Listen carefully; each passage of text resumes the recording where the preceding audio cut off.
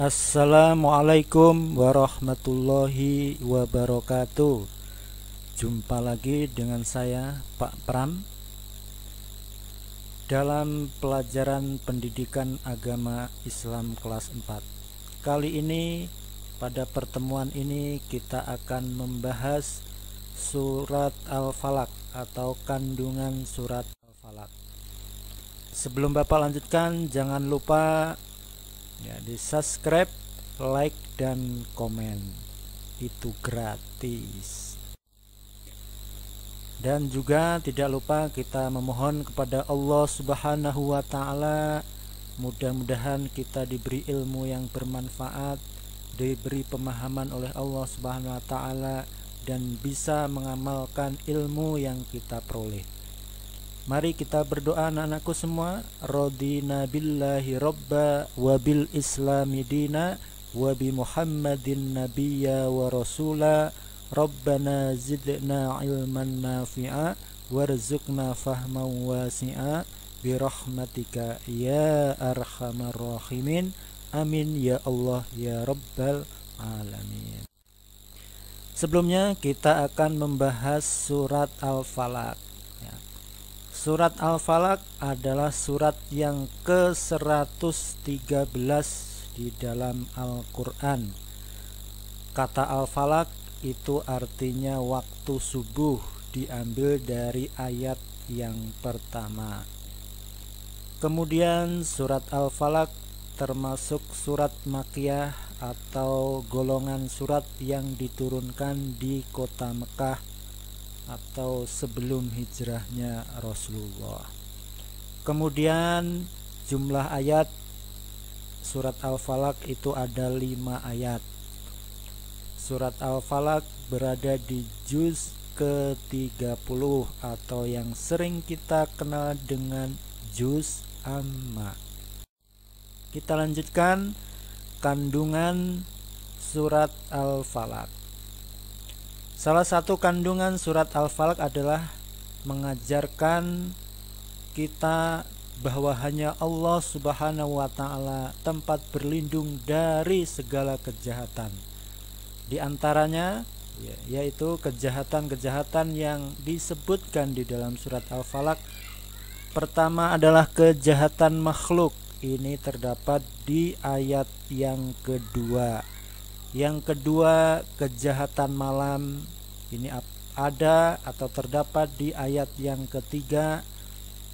Yang ketiga, kejahatan tukang sihir. Ini terdapat di ayat yang keempat. Kejahatan orang yang dengki.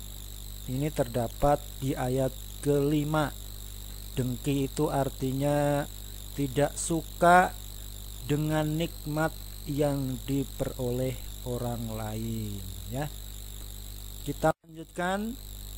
Adapun sebab diturunkannya atau asbabun nuzul dari surat Al-Falaq adalah ketika seorang Yahudi bernama Lubaid bin Asom mengirim sihir untuk menyakiti Rasulullah. Rasulullah jatuh sakit.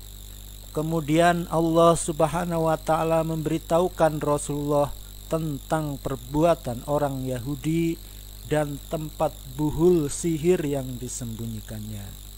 Setelah ditemukan buhul sihirnya sebanyak 11 ikatan dan dihancurkan, Allah Subhanahu wa Ta'ala memerintahkan Rasulullah untuk memohon perlindungan kepadanya dengan membaca surat Al-Falaq dan An-Nas. Akhirnya Rasulullah Shallallahu Alaihi Wasallam diberi kesembuhan oleh Allah Subhanahu Wa Taala. Demikian anak-anakku semua tentang kandungan dan isi dari surat Al-Falaq. Dan kemudian tugas mandiri kalian di rumah adalah menjawab pertanyaan di bawah ini. Kalian tuliskan di buku catatan kalian. Kemudian kalau sudah kalian fotokan dan di-share di grup WhatsApp. Yang pertama, sebutkan macam-macam kejahatan yang disebutkan dalam surat Al-Falaq.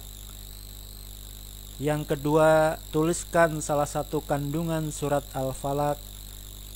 Yang ketiga, kapan Rasulullah Shallallahu Alaihi Wasallam mulai sering membaca surat Al-Falaq.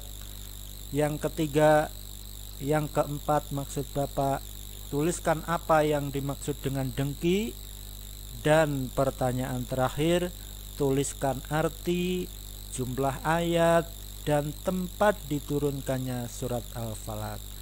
Demikian pertemuan kita kali ini, mudah-mudahan bermanfaat. Mudah-mudahan kalian selalu semangat dan sehat selalu. Dan untuk para orang tua, Bapak mengharap Bapak Ibu orang tua tetap membimbing putra-putrinya untuk semangat belajar. Billahi taufiq wal hidayah. Wassalamualaikum warahmatullahi wabarakatuh.